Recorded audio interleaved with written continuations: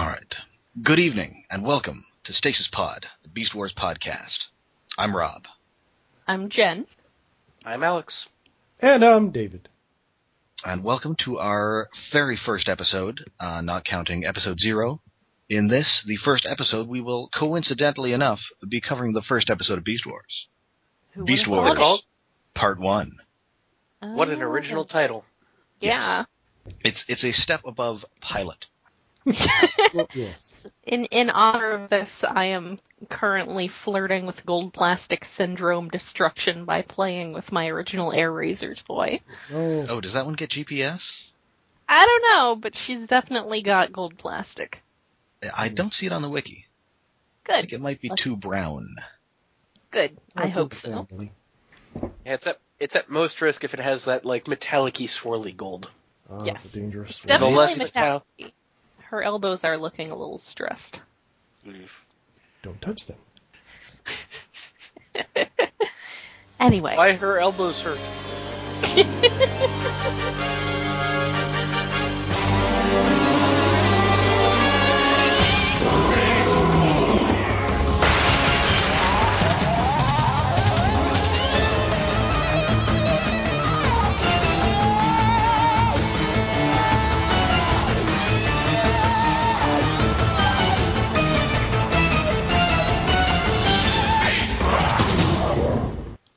So, first off, this episode was written by co-showrunner Bob Forward, directed by Ian Pearson. First released April 22nd, 1996, and we open in space. A transwarp portal opens, and 2 starships come through. One, the Axelon. The other, to be named later. Unfortunately, maybe. First It's by the complicated. fans. Yeah. Yeah, one of them, the Predacon ship looks like a Batarang, and the other one kind of looks like a mechanical monkey head. Yeah, The it does Predacon kind of look like ship some sort looks of like animal a- skull. Now, Yeah, the Predacon ship is the Galaxy Quest ship. I do like how shippy they looked. Yeah. They They very are It's good nice sci-fi design. ship. yeah. Very And nice this start. show generally has pretty good design. Oh, yeah, Yeah. I've noticed that throughout the entire thing. The tech Greeblies that show up throughout the episodes are all really cool looking, and while those are a bit easier to do in CG because you can just throw random crap together and have it look like it's cool technology stuff. Anything that you can do with polygons will look very nice. Yeah. Yeah. The texturing, although apparently they hadn't built that many sets really for the ships in this episode, or finished them.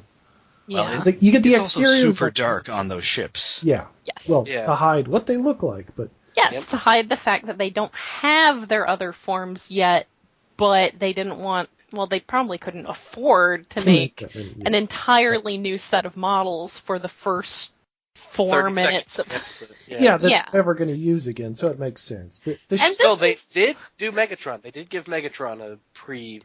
Yeah, alternate he's look. kind of got, like, a lot of them, they seem to have just taken off the beast parts, Yeah. so they're very basic looking, but Yeah, I appreciate the effort. And that was the beginning of a very important lesson for the fandom, actually, in just general, how computer-generated shows work. And that's that instead of fussing over frames per second and that sort of thing and how many things you can have however many things you want moving at a time, but you're limited in the number of characters and the number of environments you can have. And that definitely, the beginning here where everybody's in shadow because they didn't want to make entirely new models for them, was definitely one of the fandom's first primers in the limitations of CG. Yep. I gotta give him credit where credit is due. The mirror sphere effect for the transwarp thing. Maybe it's just because I'm a sucker for mirror balls reflecting star fields, but that looked pretty even for today. Yes. Yeah, though it then immediately went downhill as the ships start firing at each other in a big dramatic space battle where everything starts exploding into tidy little boxes. Yeah, just Yes. flat panels explode, and there's damaged textures underneath. Yes. The ship-to-ship battle isn't really that good. It's not exciting, but I did appreciate some of the stuff they tried to do that didn't quite Yeah. pull off. Like, There was a lot of ambition there. It just half of it didn't work. I mean, The ships... Go ahead. Things exploding into polygons is sort of a trademark of Beast Wars, just because of the animation at the time. Yeah. Oh, yeah. What I liked was the bits that were flying off the ship started moving significantly faster than the ships were relative to each other to give kind of a sensation of, okay, no, these things are just really massive. Yeah. They're not moving slowly. It's So nice, anyway, I didn't notice that. Anyway, these darkened ships crash onto this strange, vaguely prehistoric planet.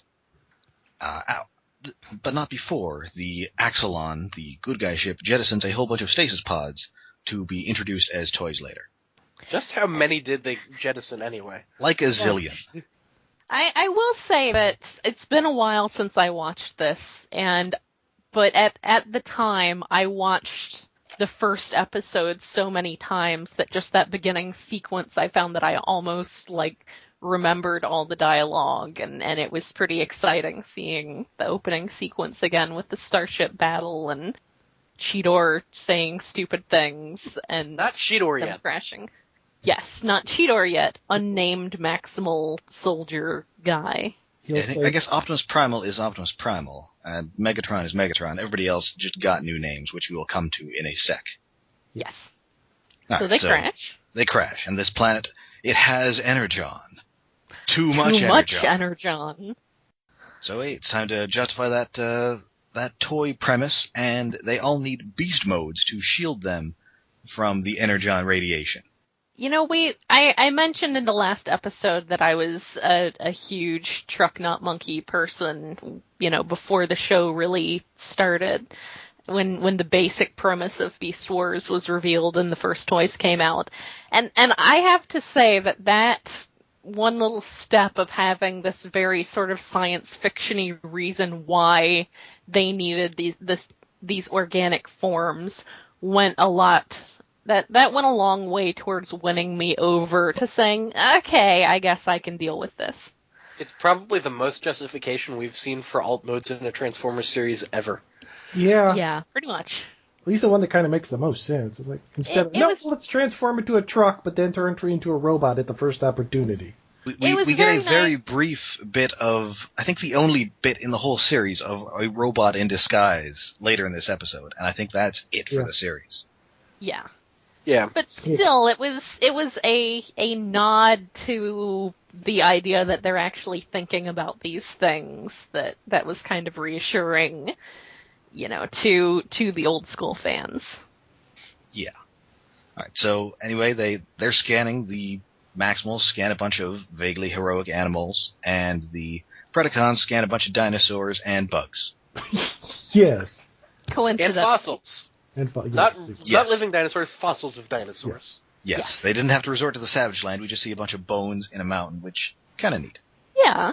Yeah, when they're crashing down, it's Earth. Spoilers, it's Earth. Yeah. And you spoiler warning. This world does have 2 moons. Yes, there are 2 moons, but they're crashing towards a continent that looks like Africa.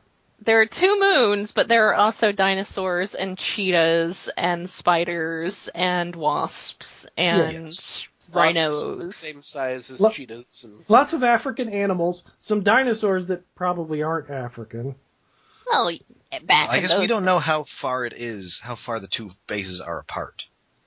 Distance is something that's going to be fudged almost as much as it was in G1. Yeah, it's a big problem. Will be fudged almost as much as scale. In this first episode, it seems like they're within a reasonable walking distance in one day of each other. Yeah. Although the scale is deliberately fudged here. But the scale is actually pretty clear here, because we see that Cheetor is about the same size as regular cheetah, and I assume Primal is about the same size as a real gorilla, but obviously Rat Trap is not the size of Rat. Rat Trap is a giant Sumatran rat. They also are, as we'll find out later, they also seem to be within a fairly decent walking distance of the Arctic. Yep. Yeah. And then Rat Trap is about a third the size of a rhino. Uh-huh. But for right now, it's like the Maximals are at a base with rocks and bridges near a big mountain, and the Predacons are in a volcano. Because bad guys. Yeah. And there's a bunch of big spikes sticking out of the ground. So thematically appropriate. Yeah. They're in a bullseye of lava. They hit exactly the target they were going for. See, I assume they hit, and that's like where it sort of messed up the ground. Yeah. Yeah, I figured That sounds more plausible in universe, but I still like the idea of Pterosaur going, "Oh, there's a bullseye. Let's aim for that." It's a landing pad. It's glowing. They probably did let him drive, too. Yeah. He's the flyer. I mean, Alright, so anyway, everybody's getting their new body, so it's time for an intro dump, and for everybody to get their new names in the most cringe-inducing scene in maybe the entire show. Yeah. I have to say, I really miss Ian Corlett doing voice acting, because once dub work became the biggest thing in voice acting, he kind of didn't want to get involved with it so much. But on top of that, though, Cheetor's lines are so bad in this entire episode. Yeah. They are bad pretty much throughout, although him declaring his name as Cheetor is the only time in the episode he pronounces his own name correctly. Yes, Yeah. because then he proceeds to be Cheater the rest of the episode.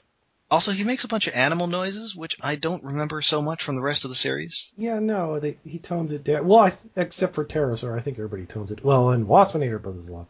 Primal makes monkey sounds. I would like to point out that, as we learned from Gary Chalk at BotCon, they all make their own animal sounds. Yes, you can definitely tell later on in the series. Yes. Some do it better than others. Some guys maybe needed like a stunt welker. Yeah. Welker Yeah. have been great in this series, but he wasn't there. No, they couldn't afford him. He's a cast of thousands of animals. Although I think that stock lion sound from the intro is actually Welker. I wouldn't be surprised. Could be. I assume that most stock animal noises are just, if they're not actual recordings of animals, they're just, Frank Welker. Well, up until years ago, there's now, what's the guy on Clone Wars? Steve Bloom. No. Oh, not Steve Bloom. The guy Steve Bloom is everyone on. He does a lot of guys, but the guy that did all the clone voices. He does a lot of animal noises now. Oh, I was unaware of that. Yeah. Well, I mean, I hate to say it, but Frank Welker is getting pretty old. Yes. This He's is true. Replacement Frank Welker, or will be. The next generation's Frank Welker. He's a national treasure. We need to just get him to record as many variants on as many things as he can do. And just archive them. Yeah, exactly, like we should have done with Majel Barrett Roddenberry.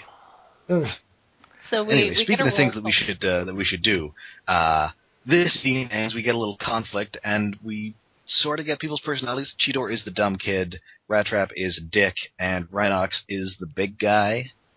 You know, the big guy. And he becomes, you really don't see it in this episode, but he does become much more of the techie, the guy who fixes things back at the base. Yeah, he's the big guy and also the smart guy. Yes, which they and kind also of the end up Zen being. guy until Tigertron shows up. Yeah. Yes. Whereas Rat Zen Trap guy is gets just Tigertron's Trap is just the smart aleck Jersey guy, or Brooklyn guy, I guess his accent is. Yeah, he's Bugs Bunny in Brooklyn. And I noticed, and it really struck me in this episode, in the recent IDW comics, Rat Trap has been around as a character. And he's shown up, and he's actually been just like a total bad guy. He's been Starscream's sidekick, who was also scheming in the background. And in this episode, you can really sort of see where that comes from. Yeah, and it's he's a weasel. And the thing is, it's through the show he grows as a character to become more of the lovable weasel than just the jerk. Yeah. So it was very interesting to see him in the first episode before he had any of that character growth, when you can really see where John Barber got the idea of him just being the straight up weaselly villain character. Yeah, I mean, here, you know, he's unpleasant, he is cowardly, he's kind of a racist. Yeah. He's a jerk, he has no interest in leadership, like following leadership. Or having leader. I mean, he doesn't necessarily want to take over from, he's not Starscreaming Optimus Primal here, he just likes being mean to him all the time. Yeah, he's a jerk. It seems like he and Optimus used to be equals, and then Optimus got a promotion and he didn't. Yeah, I can see that. I will say it was nice to they fit in a lot of what would become catchphrases in this episode. And it really felt like they were, setting them up to be catchphrases, and one of them, of course, being, "Shut up, Rat Trap." I can't remember if we got a That's Just Prime in this one. We definitely got a couple in the second episode. We did get a That's Just Prime in this one. Yeah. We also got a second "We're all gonna die" in the second episode. But we got our first "We're all gonna die" here. To which he responds, "Shut up, Rat Trap." So anyway, that's the Maximals. Off to the Predacons, where we don't get the intro dump to them. I guess they're not as social. They're just putting their new names up on the bulletin board or something. Well, they're the bad guys. Well, because they were just focusing on two of them, really. Yeah. Yes. So Dinobot challenges Megatron's leadership. Megatron isn't quite as sanguine about it as Optimus Primal was, and he has Scorponok, Team Rocket, Dinobot off into the distance. Yes. The mainframe animation people really like doing slapstick stuff, and they really didn't get to do it enough. Yeah. But it definitely shows up just in all across, just scattered across Beast Wars. It works too. Yeah, and that's definitely them, their slapstick influence. Yep. And already I think, we don't get a ton of the development that Beast Wars Megatron would later get. This already proves that he's smarter than the original Megatron, because once his second in command starts giving him sass, he's just gone. Oh yeah. Yeah. And he doesn't even shoot it himself. He has a lackey shoot him. That's right. Yeah. Though not getting his hilarious tiny dino arms dirty. Some of this was spoiled a little bit by the toy line, because at that point the toys, Dinobot was in the first wave of deluxes as a Maximal, so unlike Primal and Megatron showing up in forms that were totally not a bat and an alligator, we did have a little information on Dinobot. Yes. In April of 1997. You people and your toy first characters. It is nice that they decided to do he started out as a Predacon and became a Maximal thing, as opposed to just, he was always a Maximal. Which they totally could have done. It makes more sense that the dinosaurs and the pterosaur came from the same source of the bone. Yes. Yeah. I mean, they never really drew attention to that sort of beast mode segregation there, but it definitely... it absolutely added a lot of depth to the character. Yeah. Alright, so cut back to the Maximals. They're just sort of hanging out. Cheetor decides that he's going to show off his beast mode by running around with some cheetahs who are terrified when he tries talking to them. Before that happens, Rat Trap leans against a statically rendered thing coming out of the ship to save animation budget. Yes. Yeah. Yes. Rat Trap They just rendered one frame of that, and Rat Trap is leaning against it while he talks, so they're only animating Rat Trap and none of the rest of the scene. Oh, I didn't even notice that. And here we also get a reference to the Great War, which Cheetor's dumb. Yeah. We don't get tremendously expanded on, but we're led to believe later on that was the war between the Decepticons and the Autobots. The war where Autobots waged their battle to destroy the evil forces of the Decepticons? And apparently won. Yeah. Yeah, in this episode, they're dancing around it, but alluding to it by not calling it out. Yeah, this was something that they talked, the writers, Larry DiTilio and Bob Ford talked a bit about, was that when they started the show, and really through a lot, the beginning of the first season, they didn't really know that much about Transformers.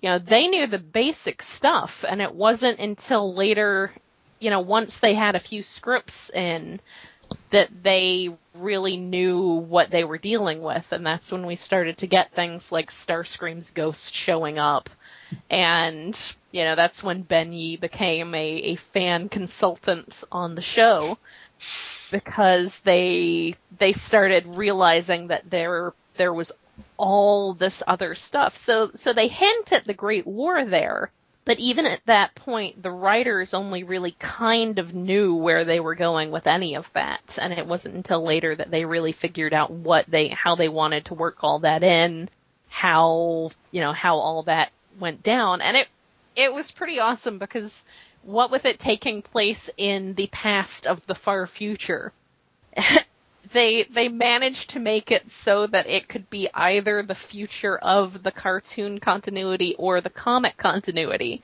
which at that point were the only real continuities anyone cared about. Were the G1 cartoon and the G1 comic. Yeah. So they made it so that it could really have been in the future of either of those. It didn't contradict either of those. So that was something that really won them a lot of fandom points with the way that they handled it once they really figured out that, that there were all these there was all this really great backstory that they should be drawing from. From a storytelling standpoint, I feel like that benefited it even without the fandom continuity argument angle. Just treating this huge library of past stuff as kind of the stuff of myth and legend that you talk about happening but don't need to know exactly what happened to understand the significance of it. It just gives this feeling of something bigger without having it become the focus of everything. Yeah. But at this point, all they really, I guess, had decided on was that there was a great war. That was G1. Yes. So yeah, they just kind of name dropped that here. And they don't specifically mention that they were looking for Earth, I don't believe.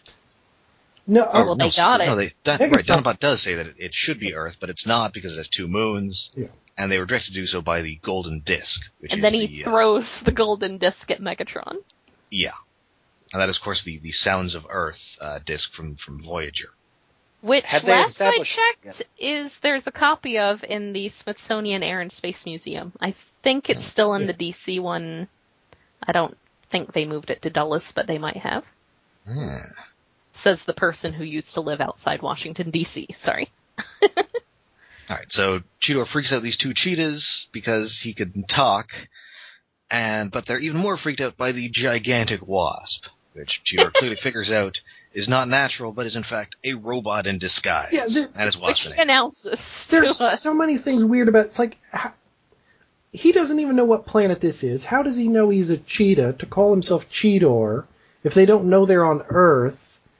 And then how does he realize the 2 cheetahs are just running away from him because they're freaked out, and they just keep running past the giant wasp.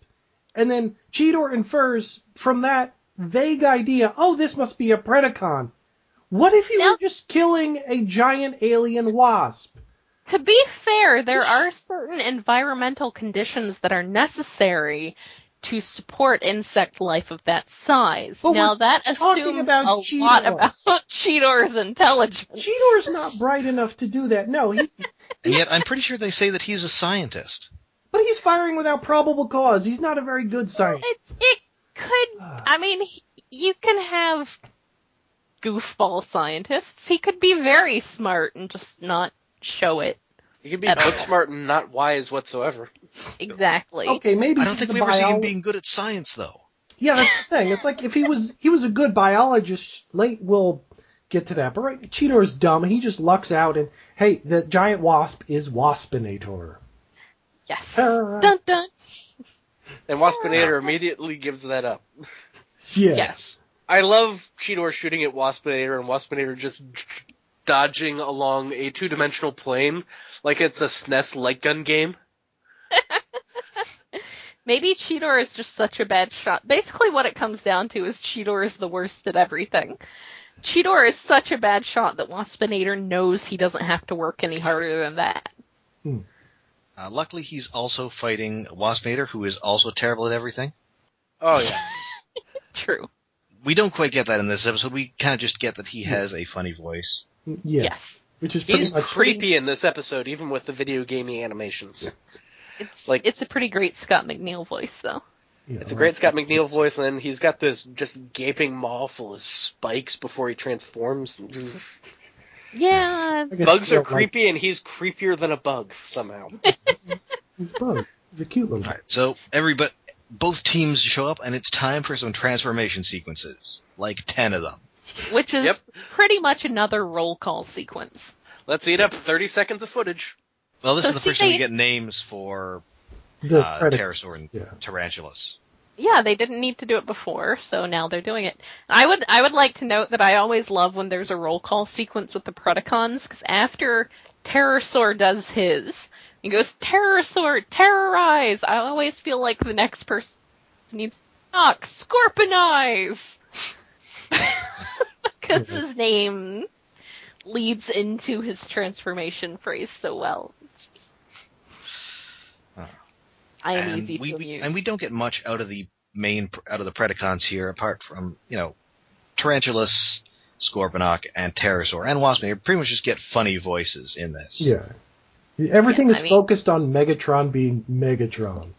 Basically, all the Predacons are creepy. That's all they need to establish. I would say Tarantulas wins the creepiness stakes.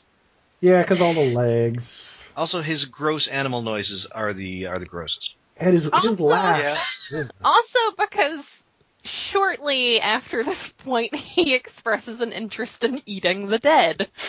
Yes. Well, that doesn't happen yet. That doesn't happen. Would you prefer eating the living? Well, I mean... Man's gotta eat. He would. Yeah, he would be perfectly happy with that, too. We will get to that. Alright, so we get a fight, and there are some good fights in this series. This isn't one of them, because they're just standing on opposite sides of a cliff and shooting at each other. Yeah. Oh, yeah. It's not great. Although they still manage to have stuff happen through the course of the fight. Yes. Like Cheetor having a rock fall on his leg. Uh-huh. Yeah. The greatest threat on Beast Wars Earth, falling rocks. Oh yeah.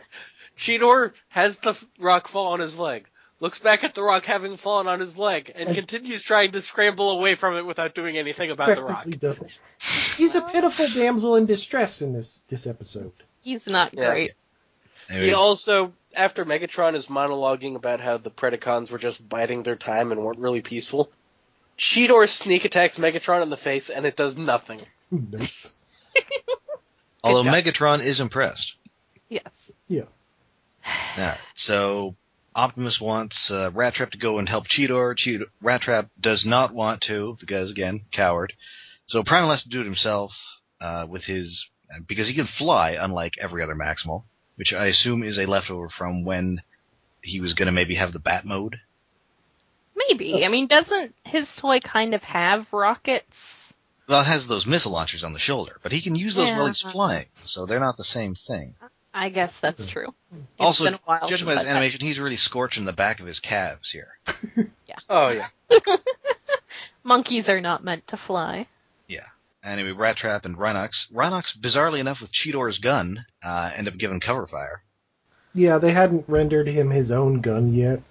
Yeah, that'll be a major landmark for the show. Yeah. Yeah. Yes. Like learning how to animate water. Yep. Don't hold your breath for that one. But I love when Rhinox is forcing Rat Trap to help. He just picks him up by the scruff of his neck and lifts him outside of cover so he has to shoot. Yeah, he's like wielding Rat Trap. And those two are clearly like friends at this point. Oh yeah. More than anyone else, I guess. I'd say Optimus and Rat Trap are, because otherwise Optimus would have gone off on him way sooner than he does. I don't know. I think the thing with Optimus is he's just such... You really get the impression in this episode. And I have to say, these two episodes are really bad with plot, but really good with characterization. Yeah, Optimus Primal is clearly this very good guy. And he's... I feel like he's... Like, he feels that the situation is so big that he can't waste time chewing out Rat Trap. Yeah. And yeah, Primal is super likable in this. Yeah. Yes. And he's not an Optimus Prime where he's, a sort of stoic leader type. He wants to sort of be a stoic leader type, but he's just kind of new at this. Yeah. There's that whole conversation with him and Rat Trap earlier where they're talking about how Rat Trap had wanted an exploration mission. Mm-hmm. That's probably the biggest character moment in the episode, just kind of establishing they have more of a relationship than just them hating each other. Yeah. And then Rat Trap is like, we're all gonna die, and then Primal is like, shut up, Rat Trap. Yeah. So, despite getting one of his jets shot up, Primal manages to blow up the rock over Cheetor's leg, and they get out of there just in time for everybody to start getting all energy-Johnny. Yep.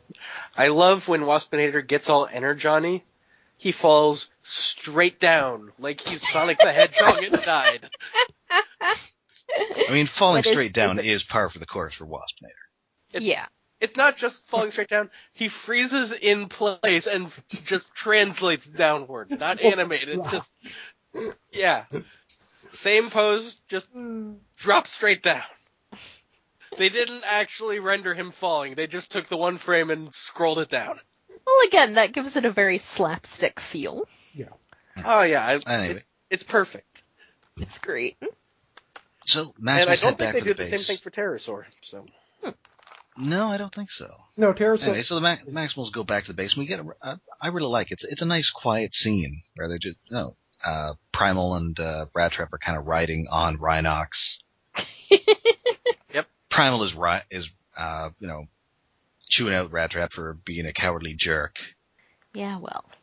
And it's a sort of nice, quiet scene that we don't get a lot of. Yeah. He's reading Rat Trap the Riot Act, and he is totally justified in the point he's making. Oh yeah. Yes. It's not it's not like Rat Trap is the cool kid and his superiors tell him to stop being so radical, Rat Trap. Yeah, it's like, I could have given you better cover fire than you gave me. Yeah, he's basically explaining why he gave the orders that he did. Which is But nice. anyway, at this point, Rhinox indicates that he's the one who can count, and they're short a Predacon. Dun dun. And where is he? Oh, he's waiting for them when they get home. He's Sure. left. It's Dinobot. He's left the Predacons, and he's joined the Maximals, but only if he gets to be in charge. It's kind of So- Is they that gotta the decide bridge right things next to to- the Maximal base, or is that just some other random Yeah, it's super the bridge thin stretch? right in front of the base. Yeah. Is it supposed to be, though? Or are they just I- reusing that? The ship is in the background. Is it? Oh, yeah. I don't remember Yeah. seeing it in the background. What's in the background? At least in one of the shots. I'm pretty sure it's there, yeah. There are a lot of stone bridges in this show. Yeah. Yeah. Well, they have to have them to explode into pixels. It's definitely Yeah. one of the entries on my Beast Wars drinking game. Yes. Or if you Love prefer, the the follow-up. Beast Wars mutating drinking game. Now, the reason I didn't think it was that is because it's got spires taller than the bridge around it, and the one near the Maximal base is about as tall as anything except the ship. Okay, maybe Yeah. the ship isn't actually in the background. It's the same exact bridge texture and I'm pretty sure there's not a lot of geographical consistency on this show. no. No, Ew. there's not. Not So so I much. was completely confused about where they were supposed to be for this. 'Cause Yeah. the sun is going down, or maybe it's not, and they're just getting closer to the Predacon base, or maybe it's later in the day. I don't know. Oh yeah, the scene happens at magic hour. It's Yeah. like Michael Bay Yeah. because there are explosions next to it. Michael Bay. So yes, All right. So anyway, to determine the who's going to lead, obviously, battle to the death. Of course. oh yeah. I love that To we be had the episode continued. on Dinobot and Inigo Montoya-ing Optimus, Yes. Yeah. minus the revenge angle. Well, I was thinking of it more like it's a King Kong reference. Well, it's not a T-Rex. It's a big monkey and a dinosaur. Yeah, we don't get the King Kong reference till the next episode. Yeah. Yeah. This is the explicit one. Ah, great. And that brings us to the end of the episode. It's a good introduction to most of the cast. It's Yeah. the animation is dated, Yeah. and it gets from point A to point B pretty smoothly. Like I said, it really feels like the focus is more on setting up the basic storyline and the characters rather than having a good plot here. Yep. Yeah. And Since I'll it give it doesn't credit. really have a plot. The rendering seems more dated than the animation. They do a decent enough job of actually animating everyone's face, and Yeah, the animation is good. The models are pretty good. The textures sometimes weird. this predates bump mapping, I think. Yeah. Or at least good, cheap bump mapping. Yeah, it's probably not as many layers of texturing as they do now. Well, definitely not as many. They do like Oh, yeah. dozens in some cases. There's maybe 2, Mhm. if that. But it does manage to look good. The interactions with backgrounds really bug me in a lot of the scenes. Because, like, most of the ground is just this flat expanse with a texture on it. Occasionally, with big rocks, they never have, like, different scaled rocks. Everything seems to have a limit to how small they make objects. I mean, it does... I mean, through the entire first series, I am bothered by the way Optimus Primal's joints work. Yeah, and there's one shot where after Dinobot gets hit by Scorponok's missile, there's a shot of Megatron talking to his troops, and he's wagging his tail, and parts of the flaps of his thighs are wiggling out of sync with his butt. So he has like this weird butt flap in the shots. Well, obviously the animators are expending all their attention on his tiny little dino arms, which they're clearly having some fun with. Yeah, Yes. But all of his facial expressions as a talking dinosaur are fantastic. The facial expressions on this are great, whether animal or robot. Yeah. I mean, getting to some we'll eventually get to some characters who barely have faces, but they're still all very expressive.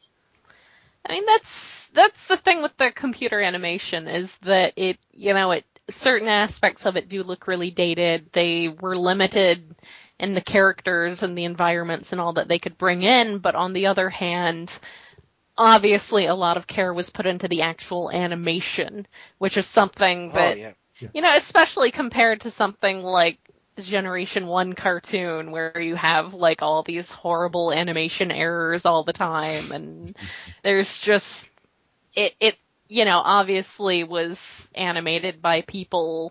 I would say people just doing it for a paycheck, but let's be honest, they probably weren't getting that much of a paycheck. Yeah. So it's that sort of very budget animation that Beast Wars is almost like the polar opposite of. Oh, It's yeah. very, very lovingly animated. You get, because of the computer animation, unlike cell animation where it's based on how many moving parts there are, it's very fluid and very dynamic in a way that cheapo cell animation was just never going to be. So while it does have elements that make it very dated, there's some elements that are just absolutely beautiful still. Yeah, And I think in you might be going on. 1996, this was amazing. Yes. Well, in 1996, there were only two companies that were really doing fully computer animated work that was intended to be viewed as just fully computer animated work and not composited into some other thing. That was Pixar and Mainframe. Yeah. Yeah. And I believe this was their second show that they did. After a reboot. Yep. Yes. So they had only done one other show before this. So it was, I mean, honestly, as being part of the fandom at the time, it was it did kind of make us feel like this was something that they were really taking seriously, that they were going with this, at the time, very sort of experimental, flashy animation style, and, giving it to a studio that was considered so innovative at the time. So that definitely made an impression. And I think it made an impression that really, they delivered on that promise. Yep. For more context, 2 years before this came out, coloring stuff digitally was considered revolutionary. Yeah. Yeah, I mean, this was... When did Toy Story even come out? 95.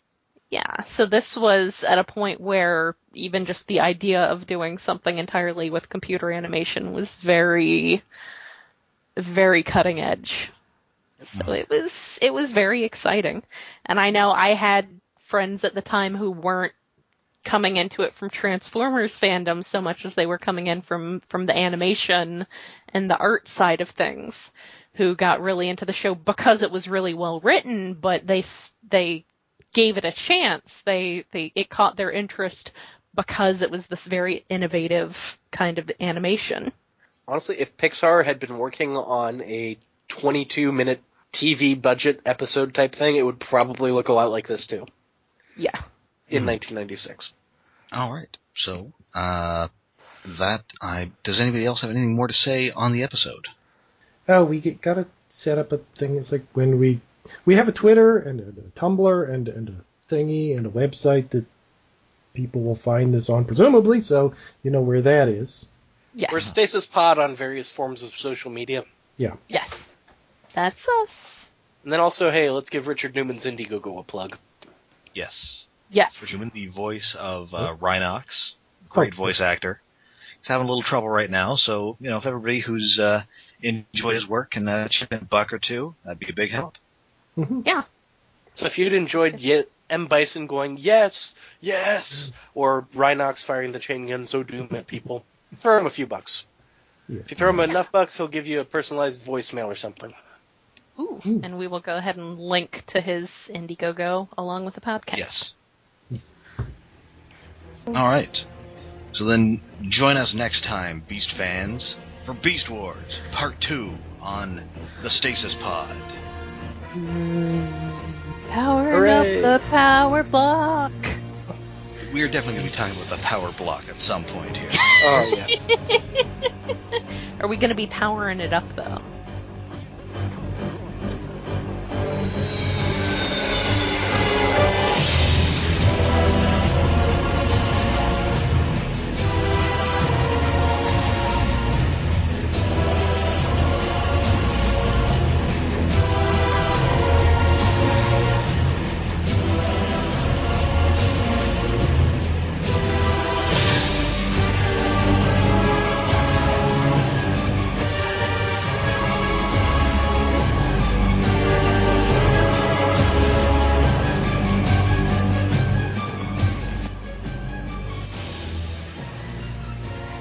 We are going to be powering it up. Okay. Does anybody know anything about Vortec? Oh, not really. No. I didn't watch much. That doesn't even ring a bell. Block. It was a mask, basically. Oh. Oh. I remember it being another thing in the power block. Yeah, there I was didn't even get the Reboot, power block. Beast Wars, Vortec, and G.I. Joe Extreme. Yes. In my area, it aired on Beast Wars aired on UHF, just on Oh, its wow. own, not part of a syndication block. Oh. Huh. Yeah, we got Detroit syndication, so it was on the power block. I was in DC. I believe it was on. I think it was on Channel 50. It might have been Channel 20. We had 2 independent syndicated channels, which I'm sure one of them became like Paramount and then the CW or whatever. And I think, wasn't there like some WB network at some point? Oh yeah, WB I watched. and UPN, which was Paramount, and then they merged to form the CW.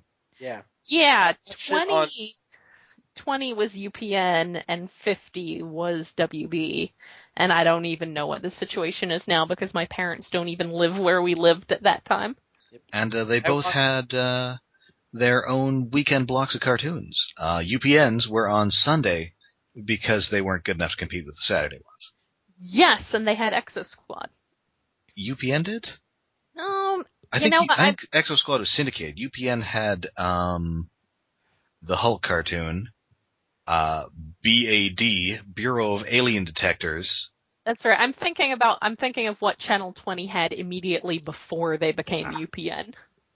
And, that Jumanji cartoon. I got this on Star 64, which would 5 years later, not 5 years later, it would eventually become a WB affiliate, but wasn't yet. Mm-hmm. So it was Deke Sailor Moon dub, followed by Beast Wars. Aww, that was awesome. Pretty great. That is pretty great. I mean, the important thing is to remember their shows were open. Yes. Wow, I don't even remember that, but it sounds totally believable. Yeah, that was their the thing in their ads. We find it's got to be on YouTube.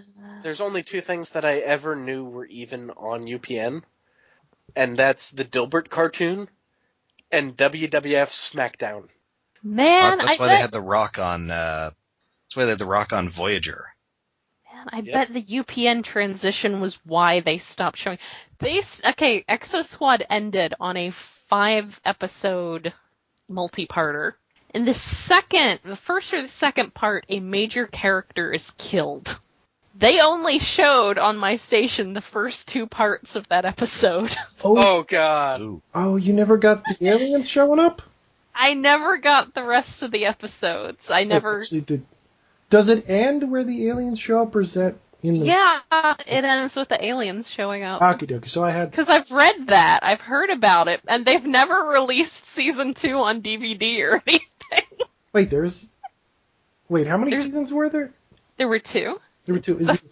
The first one was a short season. It was like a 13 episode season, and the second season was a full syndication season, which is why a lot of the plotting really went off the rails, and it was very much not as tightly scripted and not as tightly plotted as the first season was. There were a lot of great ideas in there. It just meandered.